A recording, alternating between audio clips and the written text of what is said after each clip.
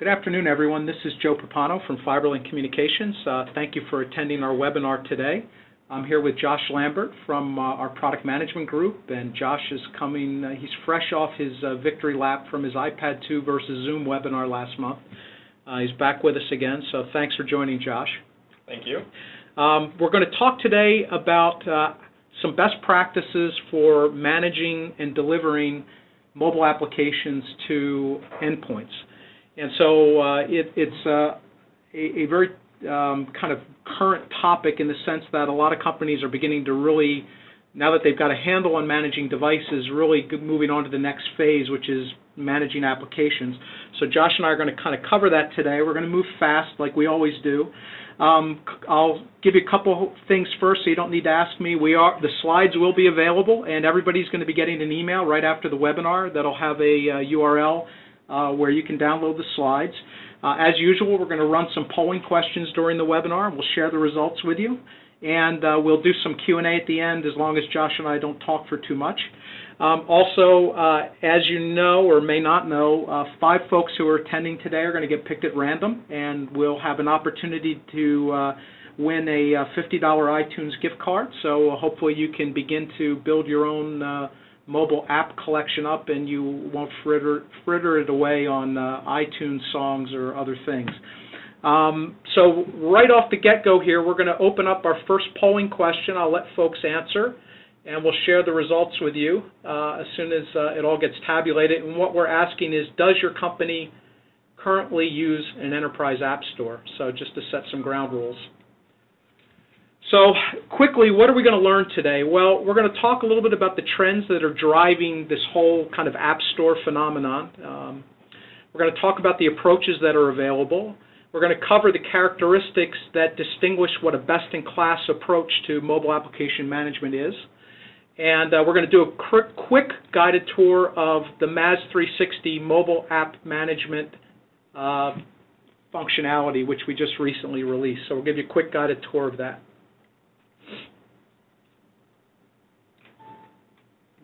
So I'm waiting here for the poll to close. WebEx won't let me move any further, I guess, until it's done. So there we go. Let me share the poll results with you all now. So very few people in this particular group are using enterprise app stores right now, so only 4%. So that's quite low, but it kind of corresponds with what we believe, which is companies haven't quite gotten to managing mobile apps yet. But as you can see, there's a lot of companies that are planning to do it. So that's interesting. So about 40% of the companies and folks on the call are planning to do that. So let's talk a little bit about what's happening right now. So this is some data I got from a report iSupply published, and it's just literally showing the trend from last year through this year and into next year of mobile app downloads. And, you know, it's obviously, you know, following along with what we're seeing with mobile devices. But what's kind of interesting here is if you break this down a little bit, in 2012, 5 mobile apps would be deployed or downloaded for every person on the earth. So that's pretty amazing. There's about 7 billion people on the earth and about 35 billion mobile apps downloaded. So clearly, people are finding mobile apps useful and valuable, right? Anything that's going to happen 35 billion times must have some value. And I did the math, and that breaks down to 63,000 per minute, every minute of the year next year, which is absolutely incredible, right? 1,000 a second, over 1,000 a second. So it's a huge opportunity for profit. It's obviously a powerful trend that you really can't ignore, right? So that's probably why we're all here. And really, it all started with devices, right? Devices were the first wave. Companies were provisioning mobile devices and mobilizing email, and that was really the first wave of mobility. And I'd say that, you know, the leading companies have accomplished that. The reality, though, is smartphones are still basically a personal communication device with a little bit of web browsing and some media consumption thrown in, right? So that's what a smartphone does for you. Mobile apps are really the next wave, and it's a consumer-led phenomenon just like mobile devices were. Initially, mobile apps are targeted at social media, entertainment types of apps, personal productivity apps. So, really the whole kind of trend and first wave of it all is consumer-led again, just like it was with smartphones and tablets. However, starting last year, tablets really changed the game, right? Because tablets marry the benefits of mobility with a legitimate application platform, and that's why I believe it's now a corporate imperative to pay attention to this, right? There's mobilized versions of enterprise apps that are being developed for smartphones and tablets, and companies are looking at deploying those for their lines of business. They're also looking at custom mobile apps to leverage the unique properties of mobile technologies, right? Innovative ways to interact with their marketplace, interactive ways to transact with customers, taking advantage of things like location awareness, the always available nature of mobility, and even activity and action awareness, right?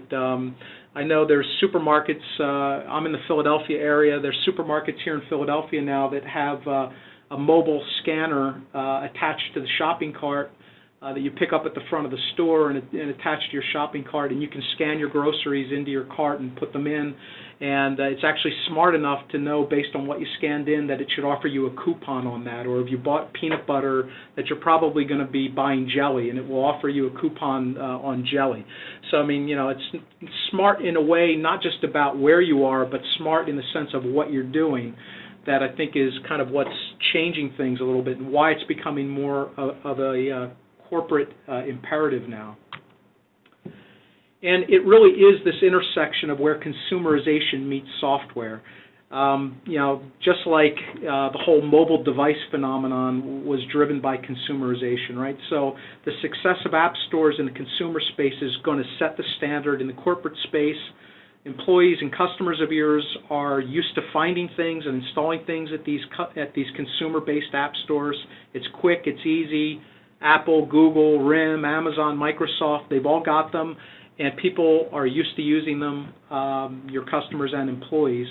And they're also used to using app stores kind of that are embedded in these social media networks, these social platforms, and even in a business sense in platforms like Salesforce.com, right? We're a Salesforce.com customer, and we use Force.com to find apps and install apps that we use in our business. So the App Store model is also getting applied now to laptop software, which is a little bit interesting for kind of the future of how software gets deployed. Earlier this year, Apple launched the Mac App Store, right, for finding and downloading and buying Mac apps. So it's kind of an interesting trend that's going on there. So I'm going to open up my second poll here, and we'll share the results of that one as well. And I'm going to kind of dive into, well, maybe I'm not going to dive into the slides. So I think it's going to let me, it's going to force me to wait here while you all answer. Luckily, it's a short one. It's only 20 seconds. So we're asking companies how you plan to deploy the following types of mobile apps. So you'd be deploying apps you develop in-house, and you'd be deploying apps that were developed by an ISV, like an SAP or a CRM company or an Oracle. And you want to give folks in your company or possibly partners or customers access to some of that information. This thing is just wrapping up, and I will share the results with you. Pretty interesting. A lot of in-house apps being developed.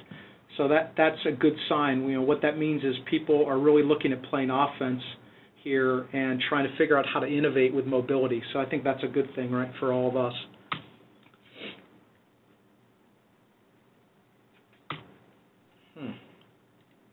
Here we go. Okay, so what is all the App Store fuss about? Is there really anything new here? Desktop management tools like SMS and Marimba have been around for a while for pushing apps to desktops. Shareware sites have been around for a long time for finding apps and deploying them. Virtualized environments like Citrix have been around for a long time and provide app catalogs. So, what's really new? Well, again, I think it's this place where consumerization meets software. And what does that mean kind of specifically? Well, it means end users are in control of the process. Users discover the apps, they purchase the apps, they install the apps, they upgrade the apps, they uninstall the apps. The service model is a classic pull model, right? The end user is in control and they pull it. So that means that there's little IT involvement, I wouldn't say no, but little IT involvement or support overhead required. As a matter of fact, frankly, in the consumer space specifically, your method for correcting issues or problems is really to just uninstall the app and try another one, right? The model's boiled down to something that simple. There is no fix. If it doesn't work for you right away, you move on. Something kind of very unique about it. And so the consumer app stores really work well for these consumer-centric app ecosystems like the Google Marketplace, the iOS App Store for iPhone and iPad. And they work really well in these platform-centric application ecosystems like Facebook, where you can get games and other things plugged into the platform, and things like Salesforce.com, where you've got the Force.com application catalog that you can pull from. So I think the question is this: is it really a realistic model for deploying enterprise apps? And my opinion, the answer is yes, and the reasons why are end users want control, and so they're not going to want to give up control to an IT department like used to happen with laptop applications. And obviously, the reduced IT involvement is going to be a benefit for companies.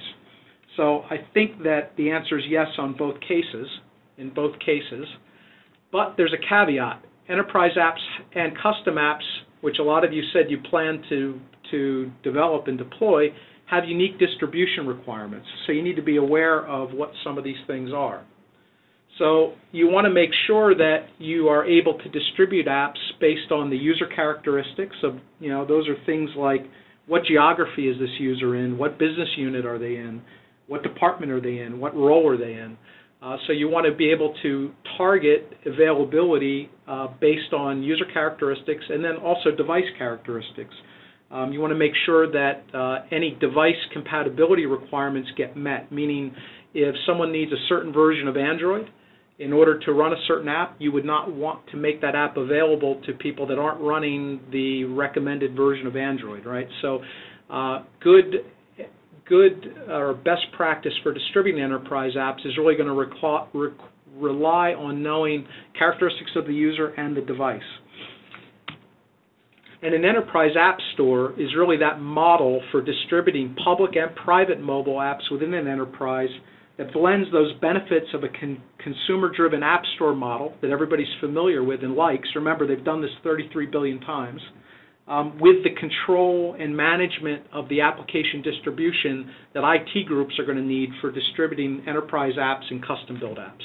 So I do think the enterprise app store model makes sense because it does blend, what's best for everybody here, right? The end users being in control and the IT team having some ability to manage what's going on. So really quickly here, what are some of the benefits of an enterprise app store? Well, one benefit is you can distribute private or custom apps, so that's obviously of value, and at least 70% of you, maybe more, are going to be deploying apps. And some research that came out earlier this year from Kelton indicated that 86% of corporations were planning to deploy apps this year through some type of enterprise app store. So obviously, lots of companies are planning to do this. It gives you this ability to integrate the best of content in public app stores. So there's lots of useful personal productivity apps and collaboration apps that are already there. You'd want to leverage those. Simplifies the application discovery process for your end users, which is certainly something you want. So it gives you a way to curate. There's 350,000 apps in the iOS App Store. You really don't want your users trying to find the needle in the haystack in there. So anything you can do to guide them towards what's best, whether that's through using the community feedback mechanisms that are in the App Store, or just through your own ability to curate it and try them and see what you like or what you think would be what would work best for your company, are all good things. There's also some SDKs out there that will scrape the data, the metadata from the app stores, and let you kind of even refresh these things kind of in real time or on a periodic basis, so you can discover new apps and things like that. It can certainly help with optimizing your software licensing costs. So, for example, by directing people only towards the apps that are working best, you're going to avoid people installing apps or potentially paying for apps that they later find they can't get their job accomplished with, and they uninstall, but you've already paid for it. Also gives you a way to manage your costs a little bit better, because you can target apps only to the people that need them. Therefore, someone in finance only gets offered the apps that are pertinent to their job versus someone in development that gets offered a different set of apps. So those are all things that companies can use to help get a better handle on their costs. And obviously, it will reduce your IT support and simplify it. So by restricting what's advertised to only compatible devices, by leveraging a self-service model, you are going to minimize the amount of IT that's required to manage all this. And then if you opt to go for a cloud-based mobile app store model, you'll even reduce your need to worry about things like storage limitations and network and distribution bottlenecks. So when we show you our MAS 360 mobile app catalog, ours is completely cloud-based, so we solve a lot of those problems for you if you use a system like ours. So I'm going to open up our next poll now, and this is a long one, so it's going to run for a while. And what I'm going to probably do here is jump over to the next slide and then start this up.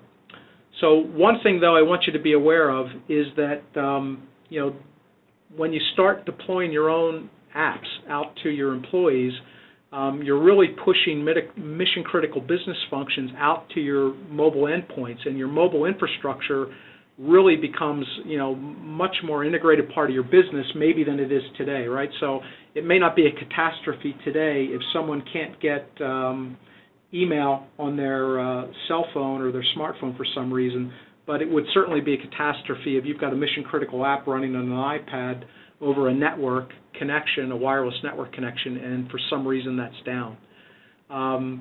The other points that we think are important is that to really be effective at what's called mobile application management, I put the acronym there now, we really believe mobile device management is a prerequisite, meaning that your chances of being effective at managing mobile applications are not going to be very good until you've got a handle on managing mobile devices.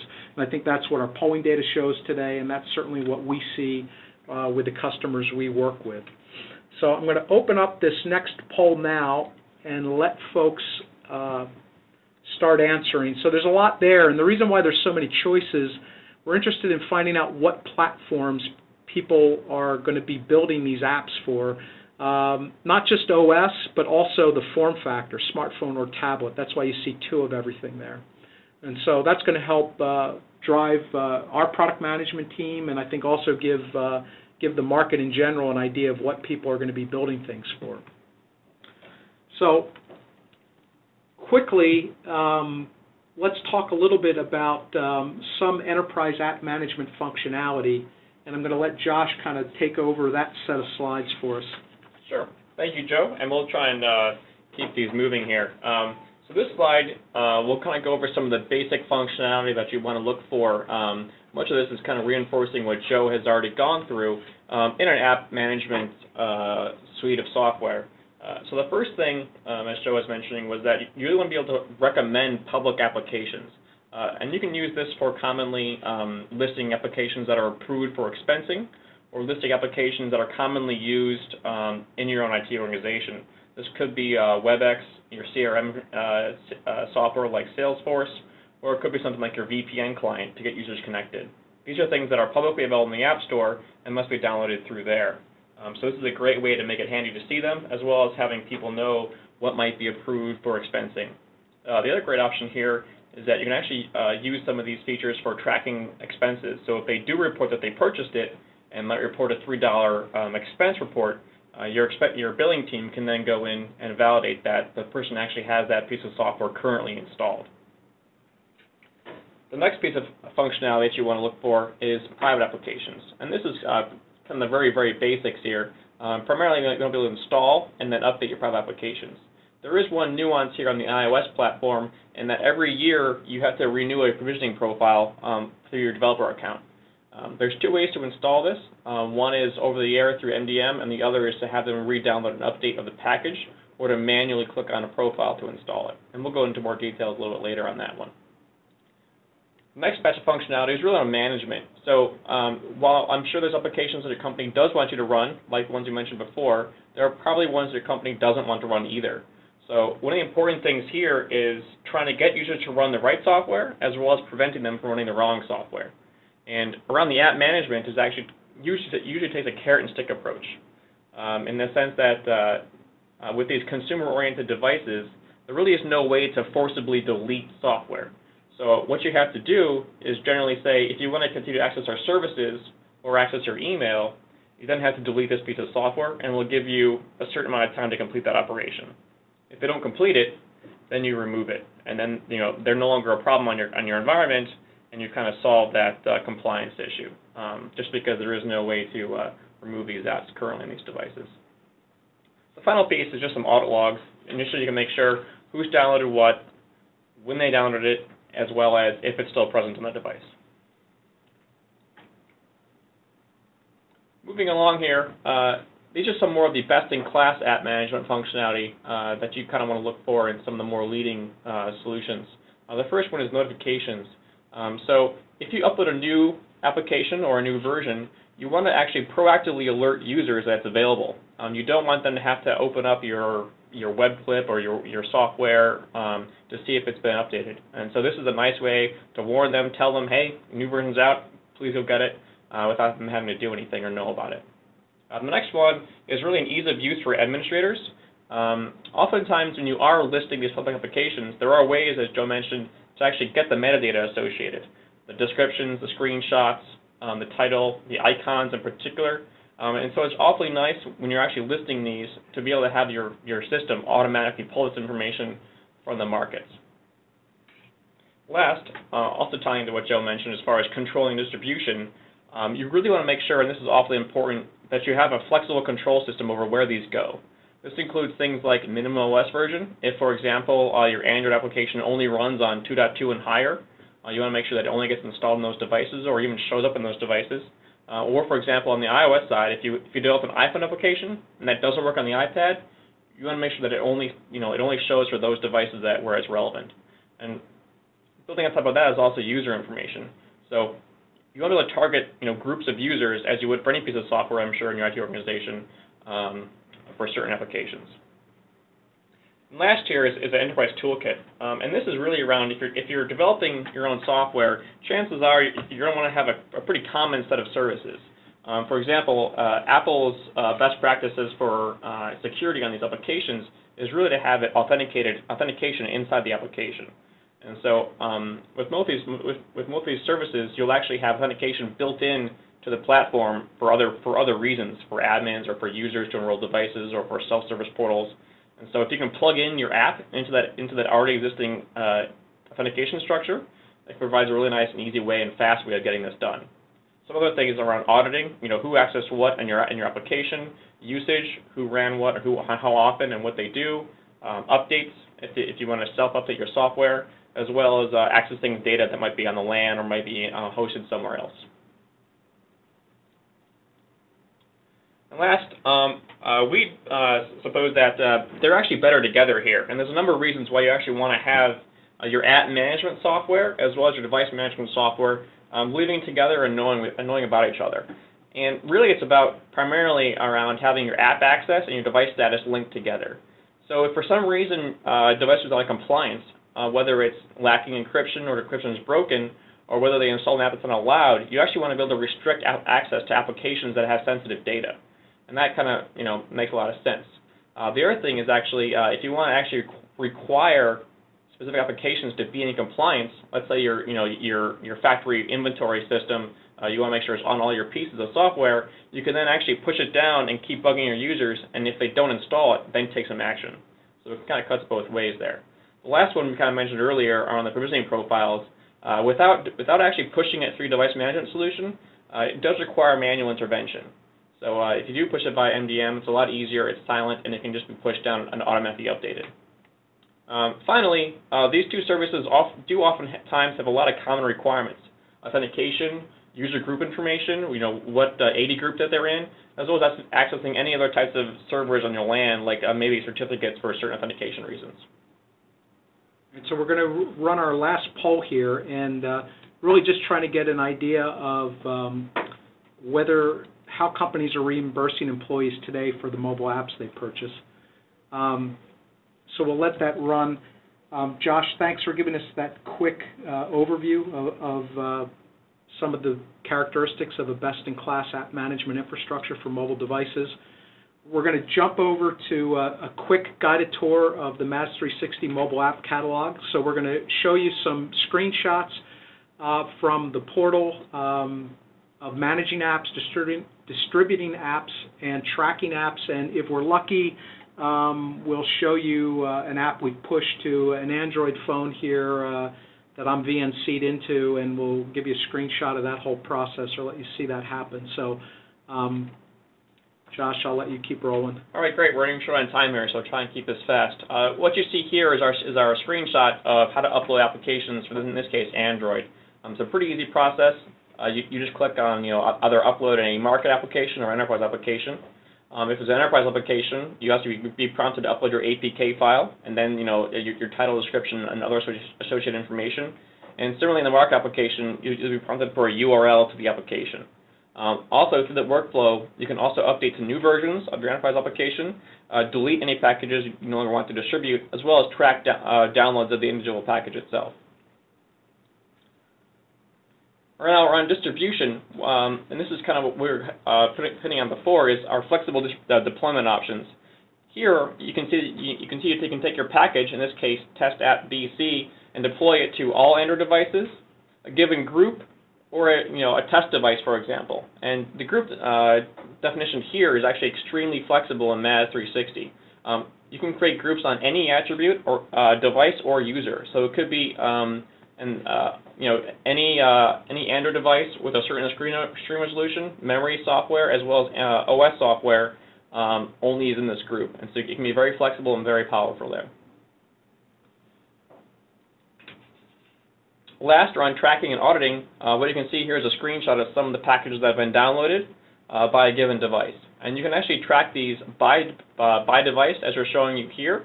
And if you kind of click on over to the next slide, we can show you by next.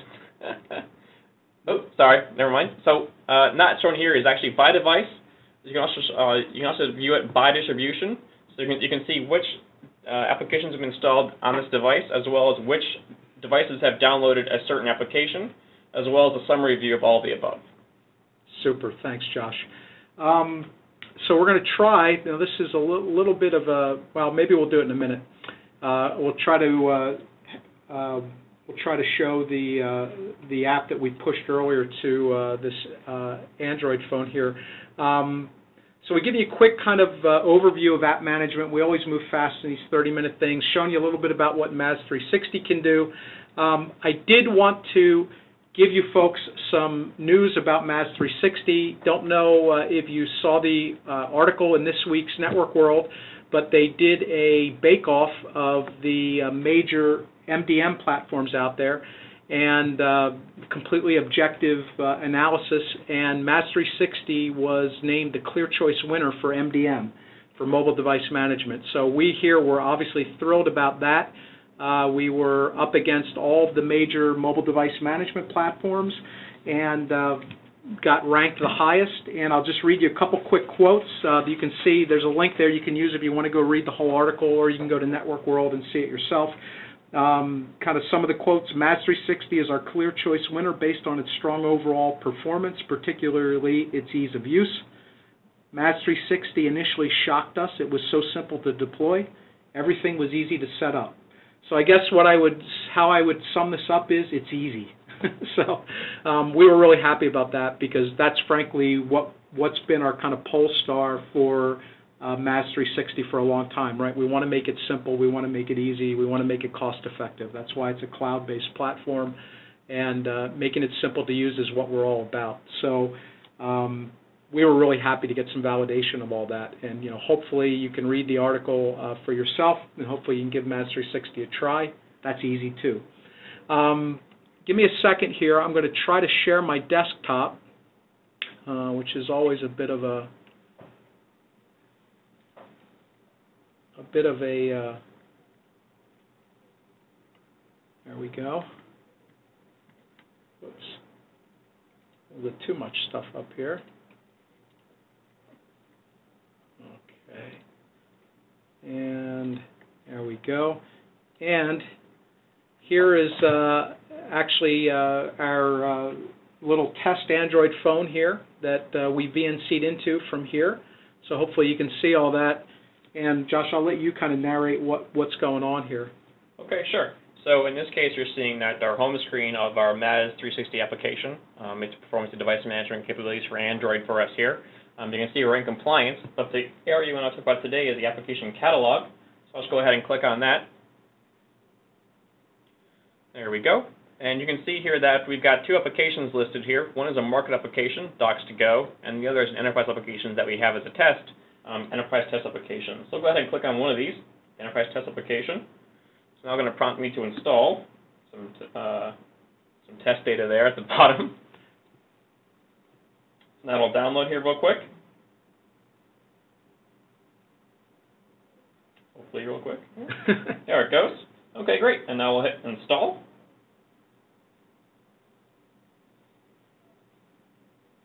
And it's going to install our little test application here. Okay, great. It's already installed, and you can see the button has now changed to install. You can go back, and I can see a green check mark here in the UI, indicates it's installed. And if I go back to our home screen here, I should be able to find our test app somewhere here. Nothing I can find.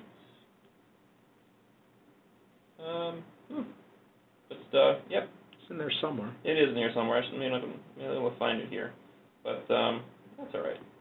But so what we tried to show there was with screenshots of what you would do in MAS 360 in the portal side to manage your app and get it ready to push, and then of course here we're showing you literally what the end user experience is with having an app push to an endpoint. So hopefully that gives you a good idea of how the process works end to end, and it is pretty simple. Hang on a second here. I want to just jump back to our slides for a minute.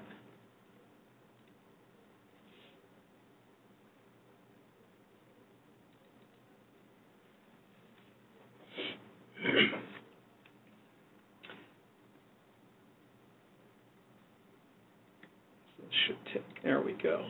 Okay, so we talked about our Network World win. We're happy about that. This is starting me all over again. Not going to make us all go through all this.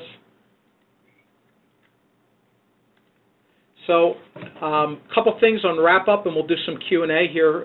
If you've got some questions, you can send them in via the chat panel or the Q&A panel right now, and Josh or I will try to handle them. We've got our next two webinars coming up on June 9th. We're going to have a customer spotlight where one of our MAS 360 MDM customers is going to come in and talk to us about their experiences with MAS 360. June 23rd, we're going to have a webinar. We're hoping we can get NitroDesk in here with us to talk about best practices for securing data on Androids with MAS 360. On the Master Center, we've got a lot of great content, including our past webinars, lots of how-to content up there as well. So in the email you'll be getting in a few minutes, you'll get links to all that. Also, I mentioned the giveaway. We're going to pick 5 people at random tomorrow, and hopefully you'll get an email from someone here in FiberLink if you're lucky enough to win. So we'll make sure that happens tomorrow. Again, when we end the event, also your browser is going to get redirected to our eval webpage, where if you want to try MAS 360, just click on the Evaluate button, and you will literally be up and running and managing your devices in 5 minutes. So just wanted to set that stuff up a little bit. So I'm going to run through some of the questions here, Josh, and maybe we can get these knocked out. Did the user have to first put the Android device setting to install non-market apps, or did your app do that for them? Yes, the user has to then click that on. Okay. That's something that Google doesn't allow us to set. Yeah, so there are definitely some restrictions with app management that the platform vendors, Google and Apple, put on anyone. So, you know, all systems would behave the same way in that regard. And hang on a minute, I'll try the Q&A panel. Can you update public apps from the App Store? The public apps actually, we link off. We didn't show you in the demo there, but it actually links off to the market, and they'll get updated that way. Next question. How many devices can I manage with this software? The answer would be as many as you want. We can easily scale from anywhere from 25 all the way up to tens of thousands. We have around 1 million different devices of sort of varieties currently under management today. So I'm sure we can handle whatever you guys can bring us. So there's a question about how to charge users or how to charge back from a licensing perspective for enterprise apps, and I think this is a good point for why we would say it's valuable to have your MDM and your application management tied together, because you can make much better decisions. So for example, one of the MDM capabilities of MAS 360 is to provide reports on the applications installed on devices. And so it's kind of very simple to export that data from MAS 360 and then, you know, import it into some other system that would do your chargebacks for you. So, you know, that's one reason why we think it's important for that particular case. There's a question about deploying software with a couple of different platforms. Do we work with SAP Business Objects Enterprise Security? I'm not familiar with that one entirely, but as long as you can upload the standard APK or the Apple format, the IPA file, it shouldn't be a problem to deploy any application whatsoever. Okay. Another question, is our solution entirely cloud-based? Well, the answer is yes. Obviously, for Android, there's a small agent that you can install on the endpoint if you want to have advanced mobile device management. The platform can also integrate with your Exchange ActiveSync environment or your Notes Traveler environment, and there's, in that case, a small piece of software that you would install on a server in your data center that would connect or extend the cloud between MAS 360 and your messaging environment. Is an IDEP Apple certificate needed for mobile application management with MAS 360? Another question coming in. For the restricted applications and the various application controls, no. But if you wanted to develop your own applications, it is required, as well as for the deep MDM integration. You also require that as well because of the requirement for an APNS certificate from Apple. So essentially, it is largely required. Another question just came in. How does MAS 360 authenticate users? AD or Domino, LDAP, both? Yeah, so we have a couple different options for authenticating users, ranging from an easy one-time passcode system, which requires no touch in any of your environment, to Active Directory authentication with a simple, easy-to-install tool, which you can install in about 5 minutes, and that will authenticate users against Active Directory. Another question came in about plans to add BlackBerry support. So I will tell you to stay tuned on that front. We have people working feverishly right now, and should have something to say on that pretty soon. So I guess my answer there would be stay tuned to this channel, and you'll hear very soon. Here's another question. Are you able to handle permissions on the device operating system without user intervention? So I think you're referring to things like the location opt-in, as well as some of the Android items. I believe you're still required to click through those on the user side. So those are things that the platform itself requires, and no mobile application vendor could circumvent that. Another question: can it wipe mobile devices? Well, MAZ 360 can certainly wipe mobile devices when you use the mobile device management capabilities, and it can do selective wipe as well if the mobile device supports a selective wipe. Does MAZ 360 work for iOS and Android platform, or will it be a different app for each platform? So the MAZ 360 management console is completely integrated and unified. So you can, frankly, one of our value propositions is that single pane of glass. So it is literally one application to manage iOS devices, Android devices, BlackBerry devices, any devices that you are connecting through Exchange ActiveSync. So that is one of our core value propositions.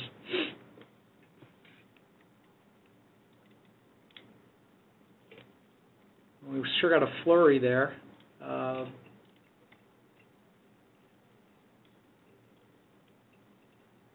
Okay, so any other questions, folks? We went a little bit long today. Can it inventory devices in your company? Yes, it does full device inventory. We don't mention this too much when we're talking about mobile device management, but MAZ 360 also can manage laptops, Windows PCs, and Mac OS X laptops. And so, you literally could manage every laptop and mobile device in your company through MAZ 360. We don't talk so much about the laptop side of it when we're doing our mobile device management webinars, because people are primarily interested in hearing about smartphones and tablets, but you certainly could do both. Does MAZ 360 support personal devices? Yes, absolutely supports personal devices, and that is one of the main reasons why people buy MAZ 360. So what we're seeing a lot of is we're seeing a lot of companies that we talk to, and they'll say, well, 3-4 years ago we started deploying BlackBerries with our BES infrastructure, and that was how we mobilized everybody. And then last year people started wandering in here with iPhones and iPads and these Android things, and they want to know why they can't get their email, because they can get their home email through this thing, and they don't understand why they can't get their corporate email, and we need some way to support them. And so MAZ 360 gives you a great way to get started there because of our per-device model. You don't need to deploy any infrastructure. You can offer to support those personal devices with MAZ 360 very quickly with literally no need to deploy servers in your environment or do anything else. And so we think it's actually one of its strengths is that particular use case, supporting mobile devices. So we're getting kind of bunch of questions here about pricing. So what I'll tell you is the price is per device per month or per user per month. If you've got a lot of users with multiple devices, which we're starting to see, users that have more than one smartphone or more than one tablet, we offer two variations on pricing: per user, unlimited number of devices, or per device. The pricing starts per device at the low. It's obviously tiered based on the number of devices managed, but at the lowest tier, meaning the fewest number of devices under management, it starts at $4 per device per month. Can you encrypt an Apple iOS, iPad, or iPhone? So, the answer is... Yeah, so the answer is that we can certainly report on the encryption status. All iPads have device encryption, full disk encryption turned on by default. The only one that doesn't is the iPhone 3G, which we do support, but we will report that it actually does not have the hardware capability to do so. But otherwise, we'll report the status as well as if they have the new iOS 4 more advanced encryption enabled as well. Another question: can you use MAZ 360 to manage iPhone, iPad apps? Yeah, absolutely. That's what it's there for. Are jailbroken devices detected? Yes, they are. The applications do detection of jailbreak and rooted. So we really went through a flurry of questions there, folks. We've gone a little bit over. There's another question: is Microsoft Exchange ActiveSync a prereq for MAZ 360? No, it's absolutely not a prereq. So obviously there's lots of companies that use Exchange ActiveSync today to mobilize email and enable mobile devices.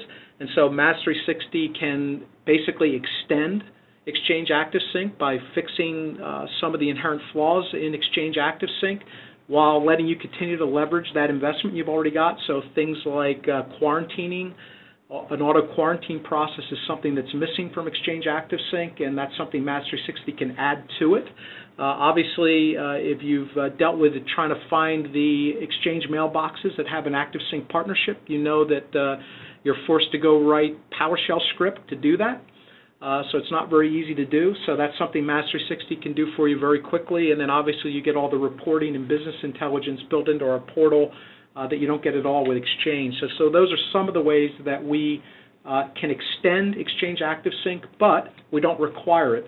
If you want to manage devices natively without needing Exchange ActiveSync, you can obviously do that. We work through Apple's APNS and talk to their mobile device management APIs, and then we also have our Android agent that you install on Android devices and can then manage the devices directly through our portal without needing Exchange ActiveSync. So another question about rooted devices here. If we detect a rooted device, can you have a policy that wipes it when detected? Yes, absolutely. You can. Yeah, and that's frankly what everyone wants to do, right? But it's actually flexible, so you can actually warn a user if you want to and give them some time to correct that on their own, and then if they haven't yet, wipe it, or you can just wipe it immediately if you so desire. Is the MAS360 MDM app available in the App Store? So in the Android Marketplace, yes, you will find it there. In the Apple App Store, no, because frankly we're working through Apple's MDM APIs that are embedded in iOS, so there is no agent that's installed. And what you will see soon, though, although it's not there yet, is that we will have a app in the Apple App Store, the iOS App Store, to add location mapping and jailbreak detection for iOS, because those are things that kind of Apple took away from people like us with one of their recent iOS releases. So you will be seeing that soon. But to get started with MAS360, you can certainly go take the eval. You'll be getting the link in your email in a few minutes, and you can get started right away. It's really quick, and we'll point you to the Android Marketplace app you need right from the portal. So it's really pretty simple. So wow, I'm almost out of breath. I don't think we ever got so many questions in such a short period of time on a webinar. So we must have hit a hot topic here. I appreciate all the questions. I apologize that we went over, but I guess as long as people were asking questions, it was worth their while. So folks, we'll try to get back to anyone whose question we weren't able to answer. You can see my email address up there on this slide. Feel free to email me if you'd like any more information, and we'd be happy to get back to you on that. And obviously, we'd encourage you to try the Clear Choice winner. We're pretty proud of it. So give it a try. It's quick, it's fast, and it works. Can't ask for much more than that. Thanks a lot, everyone.